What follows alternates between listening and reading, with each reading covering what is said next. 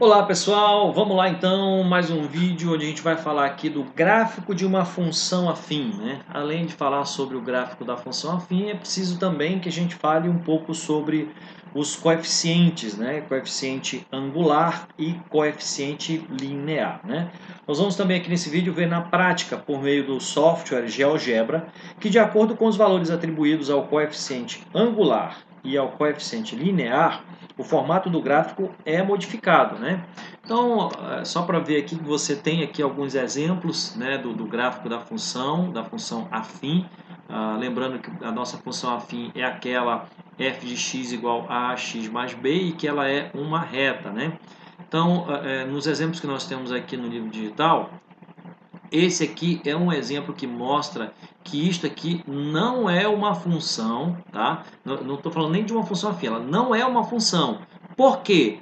Porque há retas verticais que encontram o gráfico em dois pontos, tá vendo? Essa reta aqui, ela toca esse círculo tanto no terceiro quadrante quanto no segundo quadrante do nosso plano cartesiano, e aí tem várias outras retas, né, que tocam em dois pontos. Então isso aqui é um exemplo de uma não função. Isso aqui não é uma função, tá?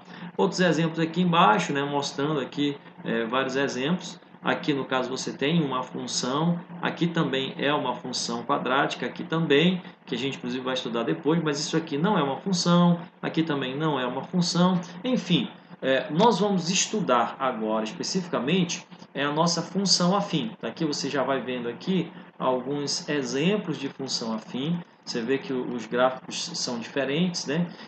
E eu vou mostrar para vocês agora na prática como é que funciona essa situação dessa movimentação, da modificação da nossa reta, né? No gráfico aqui, no caso do nosso plano cartesiano, tá bom? Lembrando que a nossa função afim, né?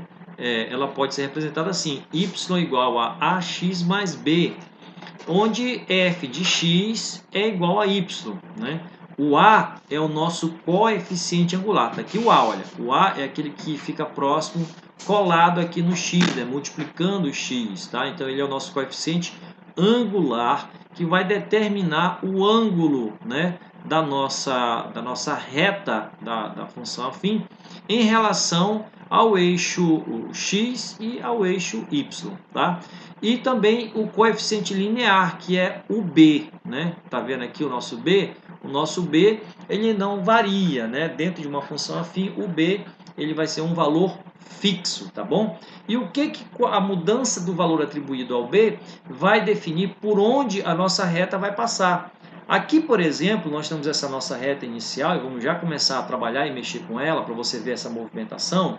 Nós estamos atribuindo aqui o valor de a. Perceba aqui, olha, né, a nossa função, aqui ele aparece o y.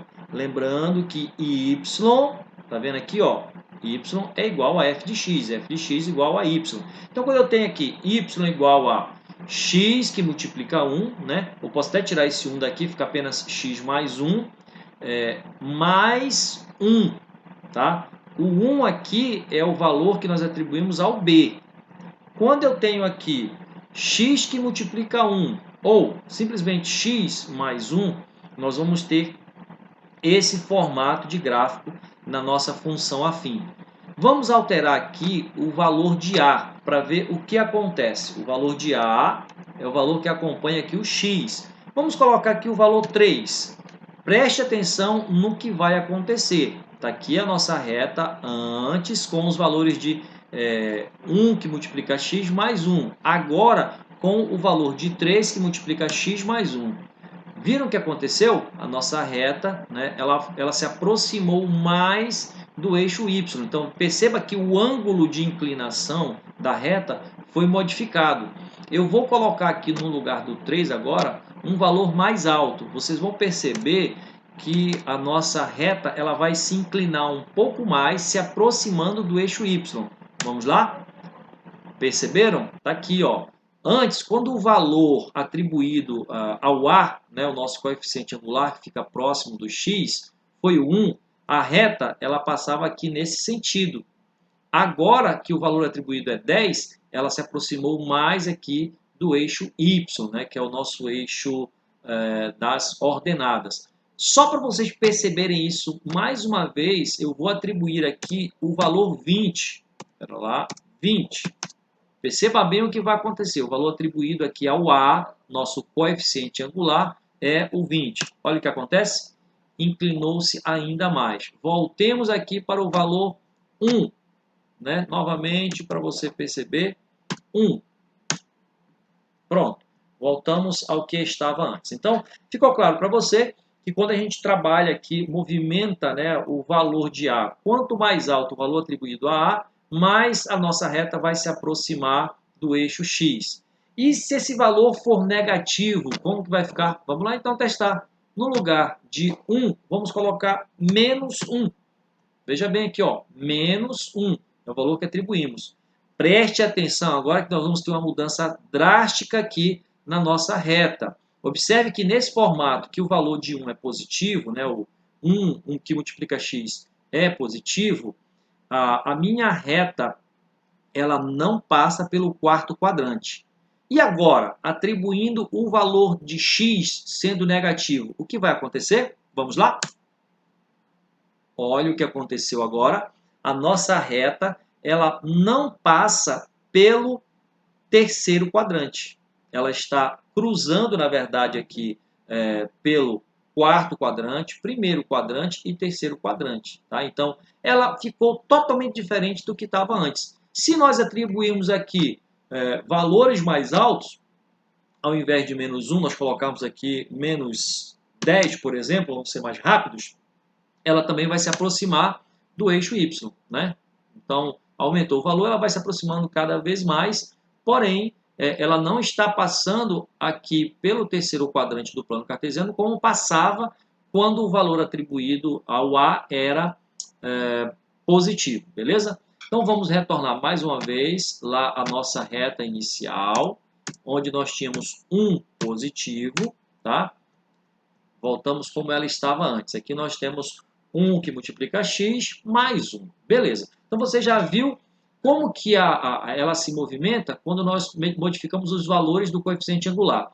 E quando nós modificamos os valores do coeficiente linear, como que a nossa reta se movimenta no plano cartesiano? Bom, já vou adiantar para você dizendo o seguinte, que se eu altero o valor de b, que é o nosso coeficiente linear, aqui, a nossa reta ela vai se movimentar no eixo Y, certo?